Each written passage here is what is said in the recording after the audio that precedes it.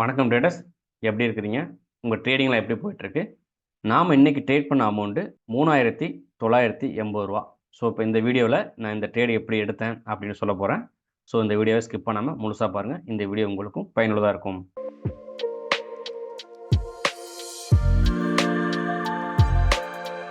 காலையில் market open ஆனதுக்கப்புறம் market எங்கே ஓப்பன் ஆகிருக்கு, எந்த லெவல்லேருந்து எங்கே போகும் அப்படிங்கிறதுக்கா கீழே இருக்க இந்த டிமாண்டு, மேலே இருக்க சப்ளை எல்லாத்தையும் நான் மார்க் பண்ணிடுவேன். 15 நிமிஷத்தில் மார்க்கெட்டு பியரிஸாக இருக்குது.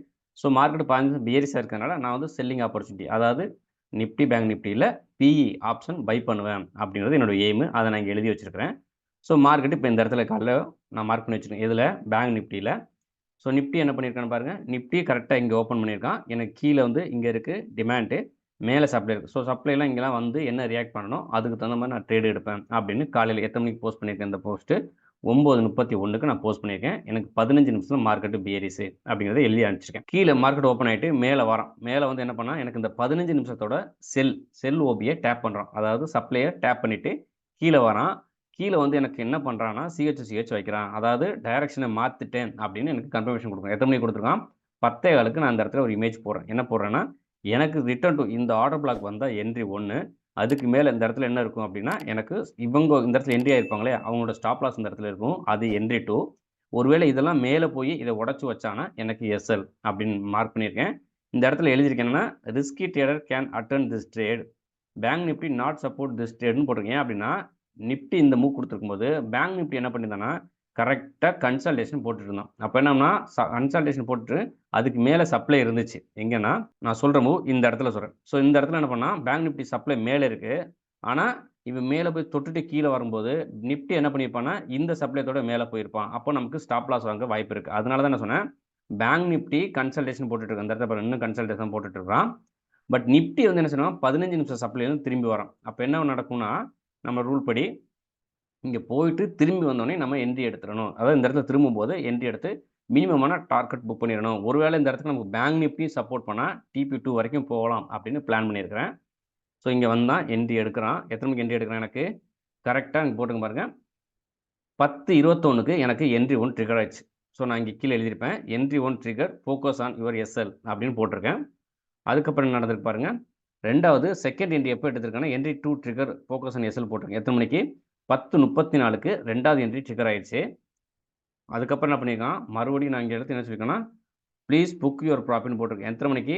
கரெக்டாக 10:45க்கு புக் யுவர் ப்ராஃபிட்னு போட்டிருக்கேன். ஏன்னா இங்கே என்ட்ரி 1 எடுத்திருப்பாங்க, என்ட்ரி 2 எடுத்திருப்பாங்க. ஸோ அங்கேருந்து இங்கே கீழே வரும்போது நம்ம டார்கெட் நல்ல ப்ராஃபிட்டில் இருந்தப்போ புக் பண்ணியிருக்கலாம். ஏன் TP1 TP2 நான் போகலை அப்படின்னா, அதே டயத்தில் நான் போய் பார்க்கும்போது பேங்க் நிஃப்டி அங்கேயே கன்சல்டேஷன் போட்டுருந்தான். ஒருவேளை இந்த கன்சல்டேஷனை உடச்சிட்டு மேலே போனானா நிஃப்டி என்ன பண்ணால் திரும்பி மேலே அதுக்கு மேலே ஒரு சப்ளை இருக்குல்ல, இதை தொட போயிடுவான். அப்போ நம்ம என்ன ஆயிருக்கும்னா நம்ம இந்த எடுத்த ப்ராஃபிட்டும் லாஸ் ஆகிறதுக்கு வாய்ப்பு இருக்குது. அதனால தான் நான் என்ன பண்ணியிருந்தேன்னா இம்மிடியேட்டாக புக் யுவர் ப்ராஃபிட் அப்படின்னு போட்டிருப்பேன்.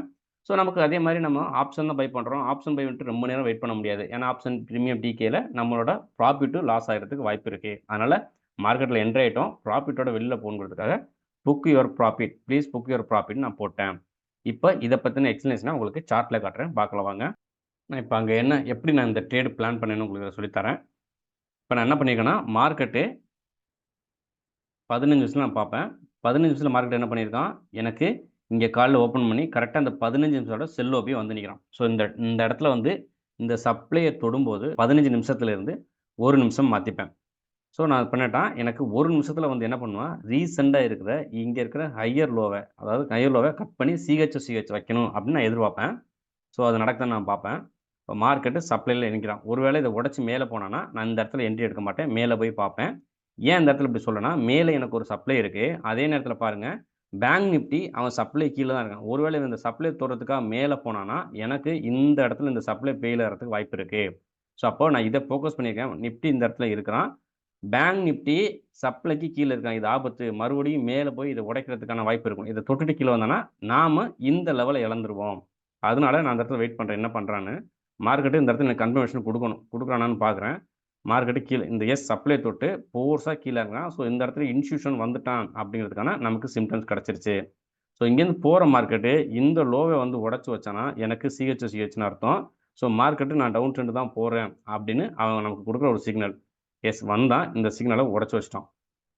ஸோ அப்போ நமக்கு என்ன கிடச்சிருச்சுன்னா, மார்க்கெட்டு இங்கேருந்து வந்து இந்த லோவை உடைச்சனால, நாம தாராளமா இறங்கலாம். இதில செல் ஆர்டர்ல இறங்கலாம் அப்படின்னு நம்ம நினைக்கிறோம். ஸோ நான் அப்ப என்னன்னா, இந்த இடத்துல உங்களுக்கு இந்த இடத்துலருந்து மார்க் பண்றேன். எனக்கு இங்க இருக்கு பார்த்தீங்களா இந்த கேண்டில். இது வந்து எனக்கு என்ட்ரி கேண்டில் நான் பிளான் பண்ணிக்கிறேன். இப்ப எனக்கு இது வந்து என்ட்ரி வித் இம்பேலன்ஸோட இருக்கு. அதுக்கு தகுந்த மாரி இந்த இடத்துல பாருங்க லிக்விடிட்டியும் இருக்குது. ஸோ மார்க்கெட் என்ன பண்ணலாம், இங்கேருந்து போய் இந்த இம்பேலன்ஸையும் எடுத்துட்டு கீழ வரலாம். இல்ல இந்த என்ட்ரிக்கு மேல எஸ்எல் இருக்கும். அதையும் கரெக்ட் இந்த இடத்துல எஸ்எல் இருக்கும். அதையும் கரெக்ட் பண்ணிட்டு மார்க்கெட்டு கீழ வரலாம். இல்லன்னா நம்மளோட என்ட்ரி இந்த இடத்துல வச்சிருப்பாங்க. நம்மளோட எஸ்எல் இங்க இருக்கும். இதையும் எடுத்துட்டு கீழ வரலாம். ஸோ அப்ப என்னன்னா என்ட்ரி 1, என்ட்ரி 2, என்ட்ரி 3ன்னு பிளான் பண்றேன். பிளான் பண்ணிட்டு நான் என்ன சொல்றேன் அப்படின்னா, மார்க்கெட் கரெக்ட்டா போகுது. கரெக்ட்டா எனக்கு என்ன பண்ணா, கரெக்ட்டா இந்த இடத்துல என்ட்ரி 1 ட்ரிகர். இப்போ இந்த விஷயம்லாம் தெரியறதுக்கு முன்னாடி உங்களுக்கு என்ன தெரிஞ்சிருக்கணும் அப்படின்னா, ஸ்மார்ட் மனி கான்செப்ட்னா என்ன அப்படின்னு தெரிஞ்சிருக்கணும். Then supply and demand. Supply and டிமாண்ட்னா என்ன? எத நம்ம சப்ளைன்னு சொல்லுவோம்? எத டிமாண்ட் சொல்லுவோம்? நம்ம எதெல்லாம் சப்ளை அண்ட் டிமாண்ட் மார்க் பண்ணுவோம்? அப்படிங்கிற விஷயம் உங்களுக்கு தெரிஞ்சிருக்கணும். தென் மார்க்கெட் ஸ்ட்ரக்சர். ஒரு குறிப்பிட்ட டைம் ஃப்ரேம்ல எப்படி மார்க்கெட்ட ஒரு ரேஞ்சுக்குள்ள லாக் பண்ணுவீங்க? அந்த ரேஞ்சுக்குள்ள லாக் பண்ணிட்டு எங்கெங்க வேலிடான ஆர்டர் பிளாக் இருக்கு? அத எப்படி கண்டுபிடிக்கணும்? அப்படின்னு தெரிஞ்சிருக்கணும். Then mitigation, unmitigation, premium versus discount, multi time frame analyse. இது எல்லாத்தையும் ஓவர்வியூ உங்களுக்கு தெரிஞ்சிருக்கணும். ஒருவேளை இதெல்லாம் தெரியல அப்படின்னா, என்னோட இந்த எஸ்எம்சி லேர்னிங் அப்படிங்கிற பிளேலிஸ்ட்ல இந்த வீடியோலாம் வச்சிருக்கேன். அத பார்த்துட்டு இந்த வீடியோ பாருங்க. அதில உள்ள கன்டென்ட்ட தான் நான் சுருக்கி இந்த வீடியோவுல உங்களுக்கு தர்றேன். ஒருவேளை நீங்க அதெல்லாம் பார்க்கலன்னா, அத பார்த்துட்டு இந்த வீடியோ கன்டின்யூ பண்ணுங்க. எனக்கு மார்க்கெட்டு இந்த இடத்துல என்ட்ரி 1 வந்து ட்ரிகர் ஆயிருக்கும். தென் அதுக்கப்புறம் வந்து மார்க்கெட் என்ன பண்ணியிருக்குன்னா, இங்கேருந்து மேல போகுது. மேல போயிட்டு எனக்கு அதுக்கு அடுத்த என்ட்ரி 2 வந்து இந்த இடத்துல எனக்கு என்ட்ரி 2 ட்ரிகர் ஆயிருக்கும். ஸோ நான் அதத்தான் நான் இங்க வந்து என்ன பண்ணியிருப்பேன்னா, எனக்கு கரெக்ட்டா பார்த்தீங்கன்னா 10:21க்கு நான் 1 லாட் ஆட் பண்ணியிருப்பேன். நான் 2 லாட் தான் எடுக்க போறேன். ஸோ நான் என்ட்ரியையும் டார்கெட்டையும் நான் பிளான் பண்ணிப்பேன். ஸோ 10:21க்கு நான் வந்து 155ல ஒரு என்ட்ரி எடுக்கிறேன். தென் என்னோட டைரக்ஷன்ல மார்க்கெட் வருதுன்னு தெரிஞ்சு, இந்த என்ட்ரி 2ல நான் அடுத்த லாட்ட ஆட் பண்றேன். 10:31க்கு 137ல ஒரு என்ட்ரி ஆட் பண்றேன். ஸோ 10:45க்கு நான் ரொம்ப நேரம் வெயிட் பண்ணல பாருங்க. ஸோ கிட்ட ஒரு 1/2 அன் ஹவர்க்குள்ள 10:21க்குள்ள என்ட்ரி ஆகி 10:45க்கு நான் வெளில போயிட்டேன். அப்போ வந்து பார்த்தீங்கன்னா 188க்கு வித்துருக்கிறேன். ஸோ இதோட ப்ராஃபிட் தான் எனக்கு வந்து பார்த்தீங்கன்னா, ரூ. 3,980 இதோட ப்ராஃபிட்டே. ஸோ மார்க்கெட்டு மறுபடியும் மேலேருந்து கீழ வரலாம், கீழேருந்து மேல போலாம். பட் ஆனா விஷயம் என்னன்னா, நமக்கு இந்த இடத்துல இருந்து ப்ராஃபிட்ல இப்ப என்ட்ரி 2 ட்ரிகர் ஆயிருக்கு. என்ட்ரி 2 ட்ரிகர் ஆனதுக்கப்புறம் மார்க்கெட்டு மேலேருந்து கீழ வருது. ஸோ அப்ப இந்த இடத்துல நம்ம என்ன என்ட்ரி 1 இங்க எடுத்துப்போம். என்ட்ரி 2 எடுத்துருப்போம். ஸோ மார்க்கெட் இங்கேருந்து வரும்போது நம்ம என்ன பண்ணியிருப்போம்னா, இந்த இடத்துல நம்ம 1:3 பிளான் பண்ணுவோம். எப்படி அப்படின்னா, மேல போச்சுன்னா நமக்கு ஒரு ரூ. 1000 லாஸு. கீழ வந்துச்சுன்னா 3000 3000 ப்ராஃபிட். கம்மியான குவான்டிட்டி தான் எடுக்கிறோம். ஸோ நமக்கு அதனால வந்து ரிஸ்க்கும் நம்ம கம்மியா தான் எடுக்க போறோம். ஸோ அதனால என்ன பண்ணோம், ப்ராஃபிட் ஒரு கன்சிஸ்டன்ட்டா ப்ராஃபிட் எடுக்கணும்னா, நம்ம இந்த மாரி நம்ம அதிகமாவும் லாஸ் ஆயிறக்கூடாது. அதே மாரி ப்ராஃபிட்டும் நெறைய வரட்டும் அப்படின்னு எதிர்பார்க்கக்கூடாது. ஏன் இந்த இடத்துல நான் ப்ராஃபிட் புக் பண்ணதுக்கான ரீசனு, மார்க்கெட்டு நான் புக் பண்ண இடத்துல இந்த நேரத்துல மார்க்கெட் என்ன கன்சால்டேஷன் போடுறான். இதுக்கப்புறம் மார்க்கெட் என்ன பண்ணலாம்னா, இந்த லெவல உடைச்சுட்டு மேல போயிருந்தா கீழ வரலாம். 1 இல்லன்னா இங்கேருந்து கூட கீழ விழுகலாம். நமக்கு தெரியாது. பட் ஆனா, இங்க இருக்க நீங்க ப்ராஃபிட் இருக்கு இல்லையா? இத நீங்க புக் பண்ணிறலாம். ஒருவேள எனக்கு இந்த இடம் சப்போஸ் நான் என்ட்ரி எடுக்கும்போது அங்க இருக்கு. பேங்க் நிஃப்டி இங்கேருந்து சப்போர்ட் பண்ணி குடுத்துருந்தான்னா, நான் என்ன பண்ணியிருப்பேன்னா, ஃபுல் டார்கெட் வெயிட் பண்ணியிருக்கலாம். இதுவரைக்கும் வர்றதுக்கு வாய்ப்பு இருக்கு. சப்போஸ் எனக்கு மேலேயே ஒரு சப்ளை இருக்கு. இங்கேருந்து ரிவர்ஸ் ஆயி போய் இந்த சப்ளைலேருந்து வந்தேன் அப்படின்னா, நான் இந்த இடத்துல என்ன ப்ராஃபிட் பார்த்தனோ, எனக்கு இந்த இடத்துல லாஸ் ஆகுறதுக்கு வாய்ப்பு இருக்கு. அப்ப என்ன இந்த இடத்துல நான் எஸ்எல் புக் பண்ணியிருப்பேன். மறுபடியும் மேல போயிட்டு கீழ வரணும். அப்ப நம்ம ஆல்ரெடி ஒரு என்ட்ரில இருக்கோம். ப்ராஃபிட்ல இருக்கோம். அத ஏன் நம்ம மிஸ் பண்ணோம்? அதுவும் நம்ம ரூல் படி தான் ட்ரேட் பண்ணியிருக்கோம். ஒண்ணு நமக்கு சப்போர்ட் பண்ணி, இன்னொன்னு சப்போர்ட் பண்ணாத டயத்துல, நமக்கு என்ன பண்ணுவோம், இந்த மாரி நீங்க எடுத்த ப்ராஃபிட்ல அது ரீசனான ப்ராஃபிட்டோட வெளில போயிரலாம். எனக்கு இந்த பேங்க் நிஃப்டியும் இங்கருந்து விழுந்திருந்துச்சுன்னா, எனக்கு நல்ல ப்ராஃபிட்டா இருந்திருக்கும். இது மேபி விழுகலாம். இன்னும் கொஞ்சம் இன்னொரு 1/2 அன் ஹவர், 1 ஹவர் கழிச்சு கூட மார்க்கெட் இதுக்கப்புறம் வந்து அடுத்த செஷன்ல கூட மார்க்கெட்டு கீழ விழுகலாம். பட் நமக்கு அது கன்ஃபார்மா தெரியாது. அப்ப என்ன பண்ணலாம், இப்போதைக்கு நம்ம இந்த ட்ரேட்ல இருக்கிறோம், ப்ராஃபிட்ல இருக்கோம் அப்படின்னா, ப்ராஃபிட்ட புக் பண்ணிட்டு போறது தான் நல்லது. ஏன்னா, நமக்கு கேப்பிட்டலும் சேவ் பண்ணணும். எடுத்த ப்ராஃபிட்டையும் நம்ம தக்க வச்சுக்கிறணும். நம்ம நெறையா வரணும்னு ஆசைப்பட்டுறக்கூடாது. அதே மாரி லாஸும் வந்து நெறையா போயிடணும்னு ஆசைப்படக்கூடாது. அப்போ இந்த இடத்துல நமக்கு என்ன ப்ராஃபிட்ல இருக்கிறோம். அந்த ப்ராஃபிட் தான் ரூ. 3,980. ஸோ இத புக் பண்ணிட்டு, நாம என்ன பண்றோம், இன்னைய ட்ரேட குளோஸ் பண்ணிக்கிறோம். ஸோ இந்த வீடியோ பிடிச்சிருந்தா லைக் பண்ணுங்க.